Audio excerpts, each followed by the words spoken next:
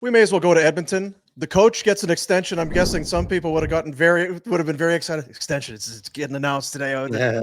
It's Knobloch. Okay, that's pretty good. I think it's the other one that's got people the most worried. Not shocked to see Knobloch get a 3-year extension, but I don't know. I said this yesterday that I don't. It feels like he's such a unicorn. Yeah. Ordinarily, you enter the season without a contract extension, so this is trouble. I don't know that I feel that way. He can sign or not sign whenever he wants, and I don't know. I don't know that it has the same bearing to me on this one. I'm with you, man. I think that's a perfect read on the situation. There's no animosity here. Is there nervousness building? Sure. I mean, Daryl Cates is probably getting a little antsy, the owner of the Edmonton Oilers. And then that message would be delivered to Jeff Jackson and on to Stan Bowman, the general manager. There's no shortage of willingness to close whenever Connor is ready to step up and say, okay, let's get this negotiation done. If it happens, and I'm still 50-50 that it is going to happen, and I don't know that's positive or a negative. Oilers fans may look at it as a negative. But if it gets done in season, I still feel like it's more likely going to be a shorter contract, like a 2-year term. And that probably scares the crap out of Oilers fans and maybe Oilers ownership as well. But you're right, Boomer, in saying he's a unicorn. When Connor McDavid feels that it's the right time to get the extension, the business done, then that's what's going to happen. It's not like Edmonton is going to say, no, we're not ready yet. Or no, let's give it some time. We need to see more from you. Come on. I mean, that deal's not going to be there in November. Not a negotiation. It's what do you want? Write down the number and we give it to you. But pretty much. What's he want to see? Well, I think he wants to see the pieces that he believes he can win with long term. And I know that sounds like an excuse and a bit of a stretch. I mean, this team has gone back-to-back Stanley Cup Finals, ran into the juggernaut that is or was the Florida Panthers. But I look around at the Oilers, and I don't want to throw it at the feet of Stu Skinner and goaltending, because that goaltending was good enough to take them to the playoffs and into the Stanley Cup Final in consecutive years. So that goaltending is okay. But do you need better than okay if you don't have the other holes in your lineup filled? And I think there are some there that don't think that that's okay. They feel like that's an area that needed to get addressed, and it hasn't. And I was sure curious. I don't know what you guys thought about this. The Oilers were quick. Chris Knobloch was quick to explain his rationale to starting the season with Leon Draisaitl and Connor McDavid on the same line. I mean, what were we? 2 games into the preseason, maybe early in like it was relatively early in the process. My gut in reading the tea leaves was that McDavid is looking over here, and then he's looking over here, and he's seeing either young, inexperienced players, guys with no experience at all, and going, I don't know if that's going to work. So maybe the message was delivered like, I mean, we've been in the game like 10 years here. Like, this isn't going to fly. Like, we need more help. And unfortunately for Bowman, he's just absolutely strapped by the salary cap by a number of other clubs. So I think that's what McDavid needs to see, is how the pieces of this puzzle fit. Worst case scenario, Captain Obvious, is if things don't go well in the first half of the regular season and the Oilers are a non-playoff team. So I'm not predicting that's going to happen. Best case scenario. Well, for you guys, and you know what I said this, it just feels like if there's no, we're right there, maybe something happens in less than a week, but if there is no extension and you get in, it's like every power play, penalty kill, bad goal, any little thing is going to be so highly scrutinized. For sure. And unfairly, right? It takes, you get into November, it takes some time to get things going. To even the best teams in the world hit some speed wobbles at times. But we talk about Rasmus Anderson and a distraction. It's going to be a major distraction if they don't get a terrific start in Edmonton. Yeah. And look, I mean, the reporters have a job to do. And so their job is to ask the questions. Connor can shut it down every single week. The PR department of the Oilers, they can shut it down mid scrum. That doesn't matter.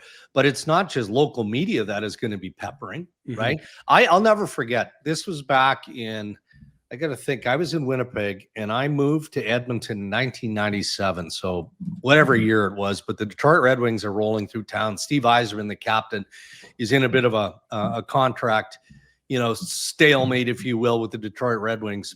And every city Yzerman went into, he got peppered with the same type of question. So finally, after a morning skate in Winnipeg, I go in there, glassy-eyed, green as grass, and I ask him a question.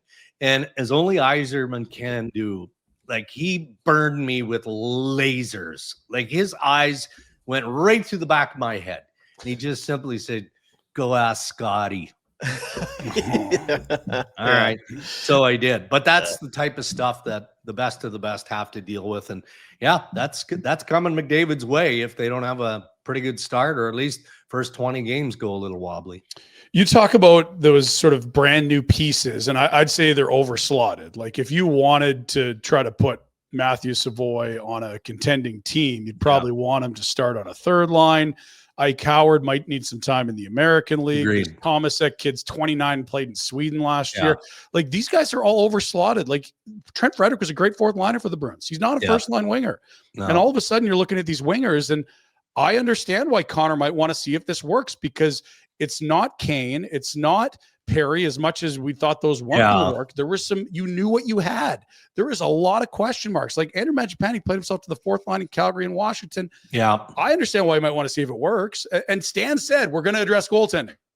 They haven't. Connor Ingram is not a solution. Yeah, what have they done to improve? Like he said at the season-ending press conference, I think the defense will stay the same. There'll be some adjustments in the forwards, and there might be, we'll probably change some things in net. They haven't. They've added an AHL goalie. Yeah. And look, I'm sure it wasn't through a lack of effort. I mean, again, all general managers do the same thing. They're beating the bushes. They're having calls, all of this. Chris Johnson and I had this conversation recently, and he's more in tune with this than I am in terms of looking and projecting and forecasting what certain positional things are going to look like. Look at the potential of available goaltenders next year. It is abysmal. Like, there's nothing there. Yeah. The cupboard is bare. So unless you somehow have something parked in a corner that nobody else knows about, which never happens in the National Hockey League, then how do you improve that area? But, I mean, I think you nailed it, Pinder. There are certain aspects of the Oilers lineup that I like. I like some of those young guys, but they need time. They need time to develop. I know that there was some interest in the offseason in Jack Roslovic, as an example, right? I mean, that guy hasn't signed a contract yet. 22 goals last year. He looks like he should have been a good fit in Edmonton. And I don't think it was through a lack of effort by Stan Mullen. Maybe it was just whatever their offer was, and I think it was multi-year, wasn't enough. Jack thought that a better deal was coming, and so far that hasn't happened. But again, let's bring it back to McDavid and company. That's not the fault of Connor McDavid or Leon Draisaitl or the players who are in that lineup. That's not their job. Like, I would guess that Connor McDavid has probably sent more text messages to players who could be future Oilers than maybe any other player in the league. Around trade deadline, or certainly in free agency. Hey, what do you think? We'd love to have you, that sort of stuff. And, comes a time where that just doesn't get it done. 50-50 is about as grim as we've heard from an Oilers perspective. For him staying? Yeah. Like, we have our partner is Bet365, and they got him minus 160 to re-sign, plus 130 to leave. Why would you? Like, other than, I think, he and his family do have an appreciation for Edmonton, the organization, the city.